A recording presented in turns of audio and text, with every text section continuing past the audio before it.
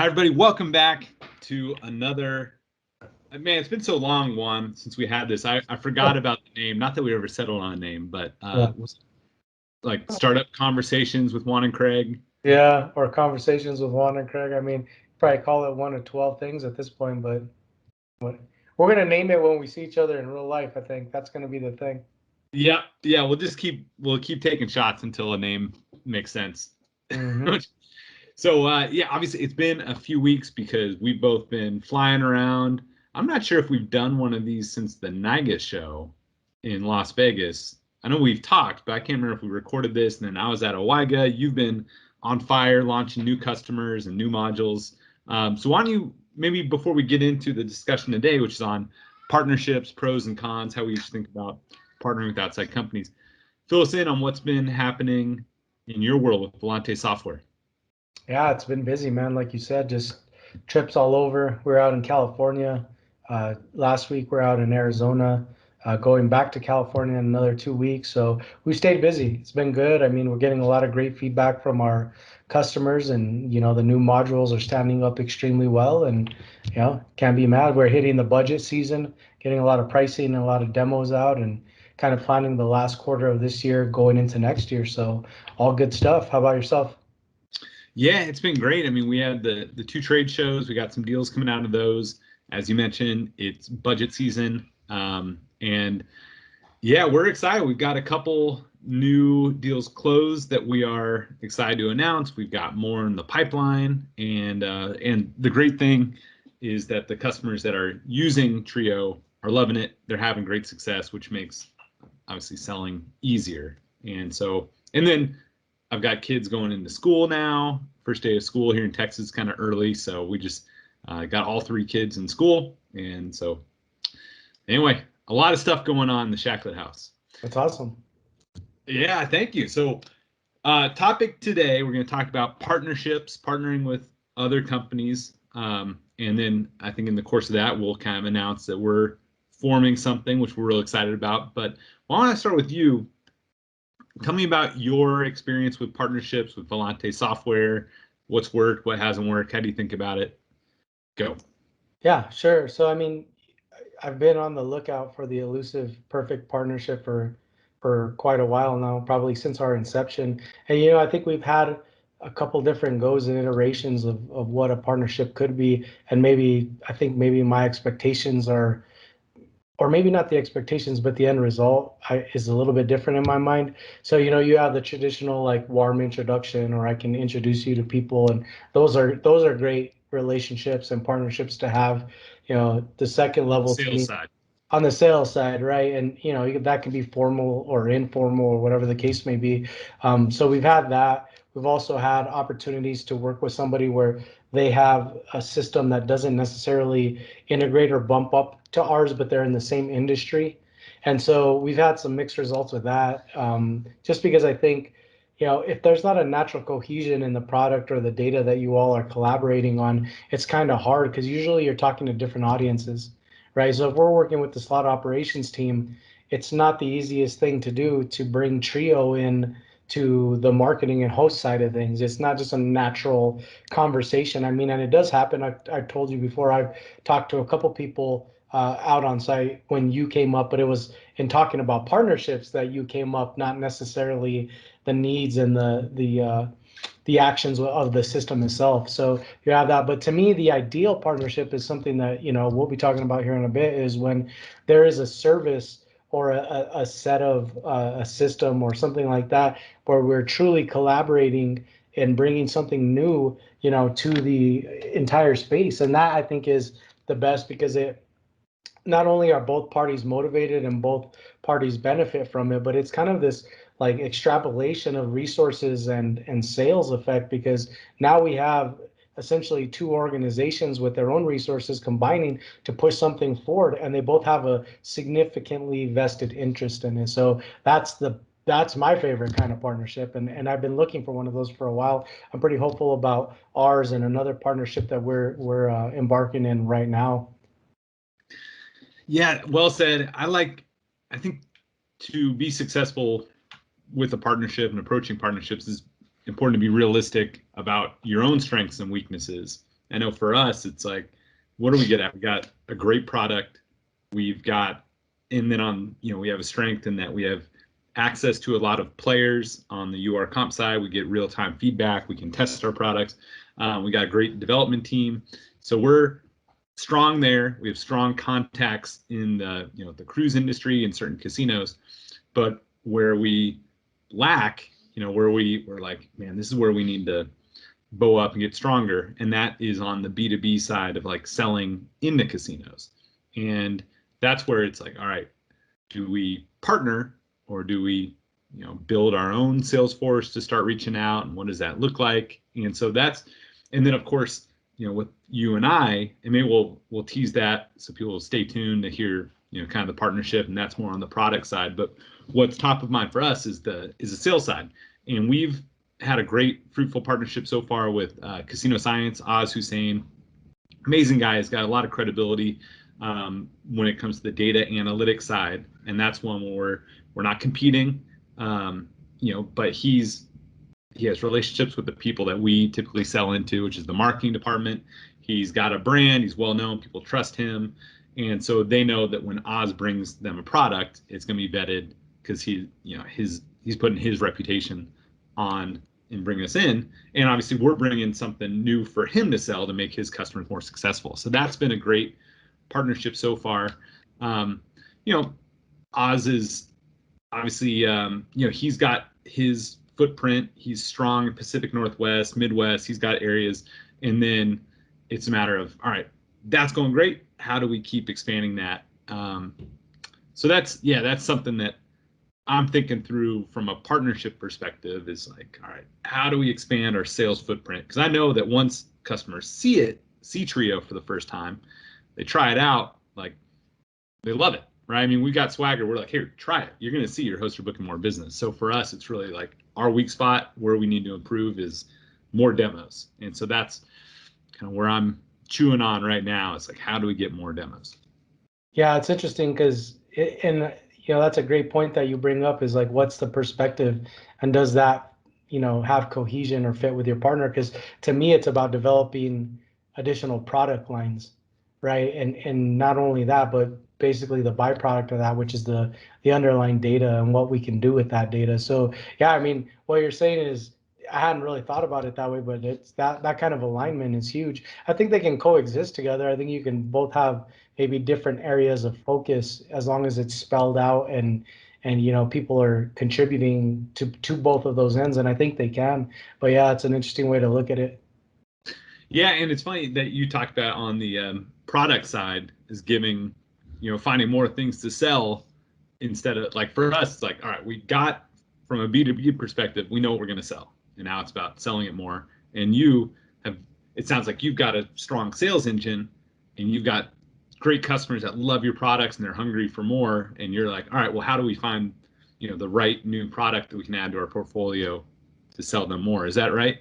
Yeah, I mean, that's the biggest thing. I mean, we were talking about this off camera a little bit earlier, but I think we're always looking for things that are going to extend our reach within the organization, right? So one of our strategic goals is we've been focused a lot on the slot operation side of things, and that's where our focus will stay. But as we start to bring in support mechanisms throughout, the different organizations of a casino, whether it's compliance or accounting or the actual, the technical side or audit, whatever the case may be, we want to really, it's always been our goal to build a product that's well-rounded and used throughout the organization. So as we're finding, these partnerships or this data that we can extend throughout the organization, it's just making things more beneficial, right? It's making the data and the underlying data more powerful. And that's kind of what we're looking at right now is perfecting that deployment, perfecting those, types of development of the reach, because the biggest thing that I've seen is,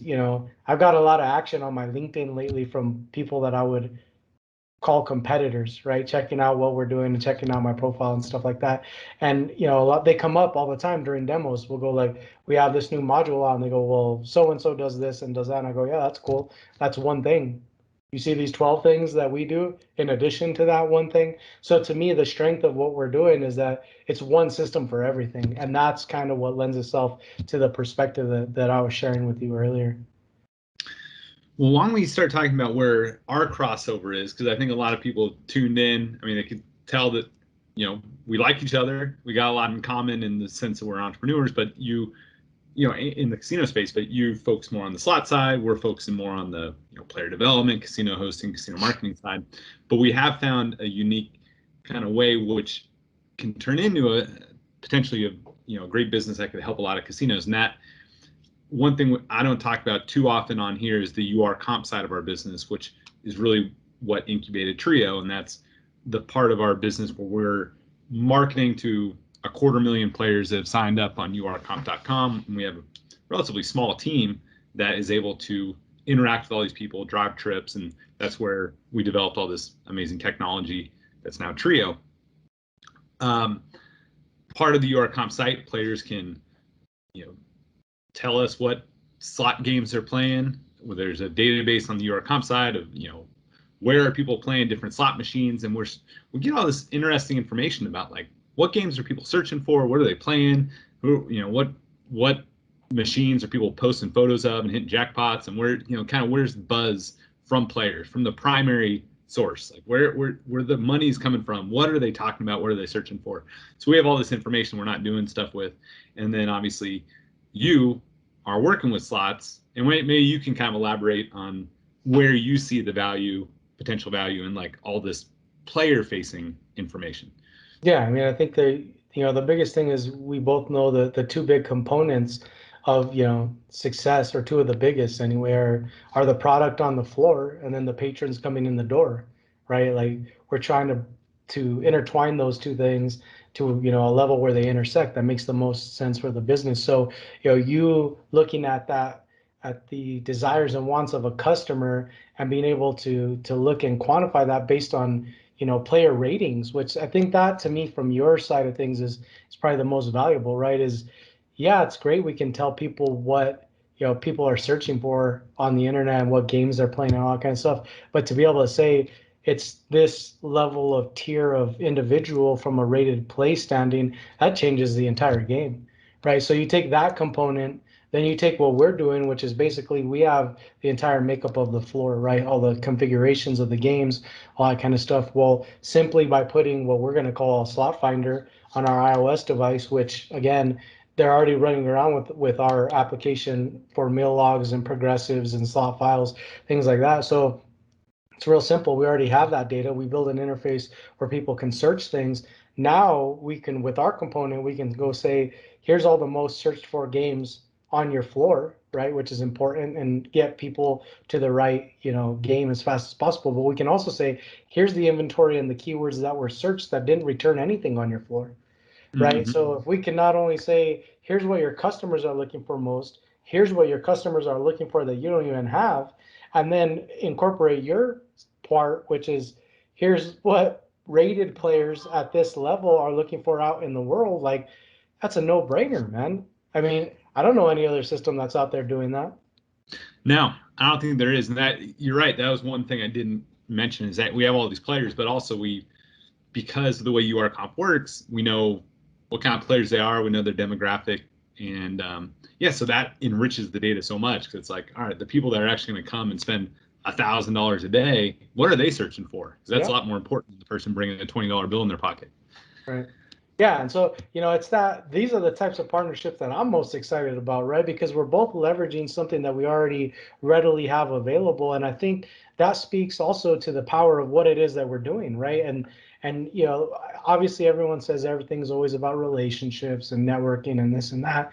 People say that at a very surface level. Like you and I started this relationship off with no clear definition of what either of us would get out of it, other than having somebody to bounce ideas off of, right? And so it culminated from that into this bi-weekly podcast, right, that we're putting out together. And if no one else listened to this ever again, it would be worth you and I taping this, because my staff listens to it and picks up on things that we're saying, and I listen to it, and to reiterate what it is that we're trying to accomplish, right? So our relationship gone from people who talk to each other to this podcast, and months down the road lend itself through these conversations to look what you have and look what I have. Because that was the conversation, right? I was talking about something and you go, you know what's crazy is we have this data, tucked it away in the back of my head, went on customer site, saw a system they were using, took that concept, said, hey man, what if we did this and this? And now look where we're at.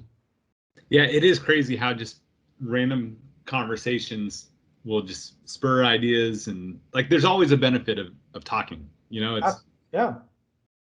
Well, one thing don't you think, let me ask you this, don't you think this really lends itself as like, this is the case study for why you develop and nurture relationships with like-minded people? I mean, you know, at that point, I think it's only a matter of time before something symbiotic and powerful occurs, as long as you keep doing that. You know what I mean? And this is the proof, you know, at the end of the day, that's exactly what happened. You're 100% right. I mean, I had another instance of that earlier this week, which is just somebody, good dude, I've kept in touch with since I worked at Harrah's back in 2008, and getting old, man. So that's what happens. yeah, but anyway, we just just stayed in touch. You know, we play fantasy football, and anyway, just an opportunity came out of that, and now we're doing something. It's anyway, it's just funny. Yeah, you're so right. Like, it's so important to find just good people that you can trust, that you like, and just stay in touch and cultivate the relationship, because inevitably opportunities pop up. I want to go back to something that you mentioned earlier about like leveraging things you're already doing.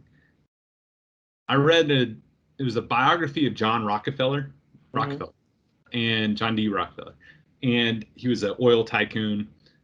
And what was interesting was, like, initially people were drilling oil and all they were using was the kerosene, like the most very top 1%, and then just chucking the rest.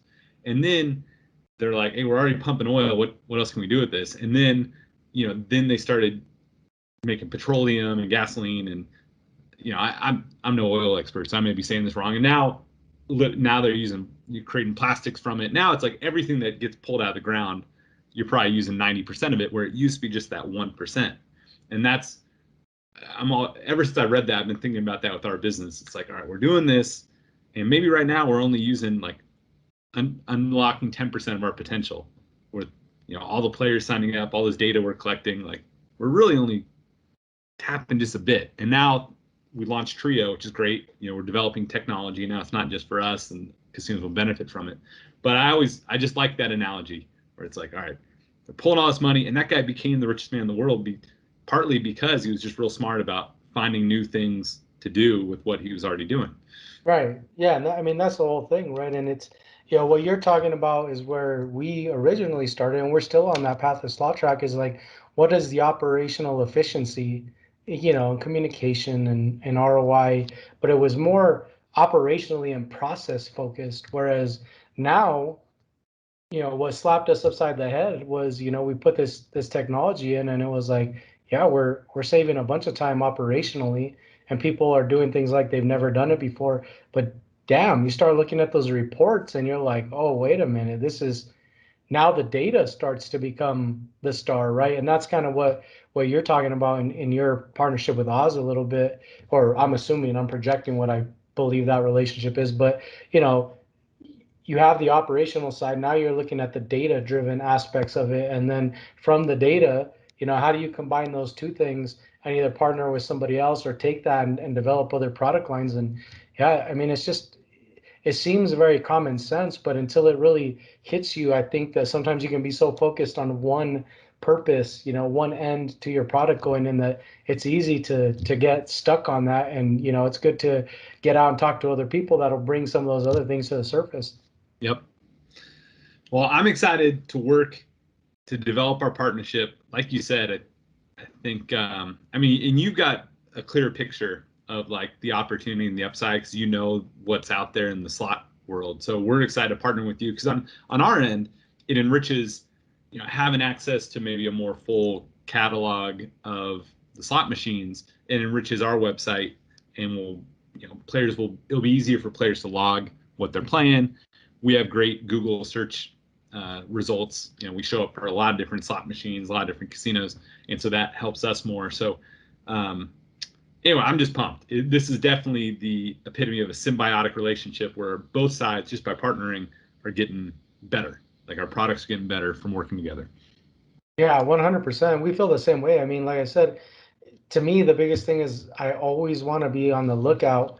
And you were, you got to meet with Dustin, I got to meet with your partner too. And it's kind of interesting because we're very similar in a lot of ways, right? I mean, those two guys could probably hang out together in a room I mean, we could all hang out together, but just it was funny seeing you had met, that was the first time you met Dustin, and that was the first time they met each other, and they're very similar to each other. And I think you and I are very similar in a lot of ways too. So it's very interesting to see, where you guys came from is kind of the path that we're on as well, and vice versa. And now we're kind of going to explore this new territory together. And I feel like, taking something like that can be very disruptive to the market, right? And with actually very little effort, like we fell into it, right? I mean, you didn't know what you were collecting. I mean, you had a purpose for that data, just the same way that I have a purpose for the data that we have. And then we tripped over this brand new thing. And I can't help but feel like, that this could be the start of a very interesting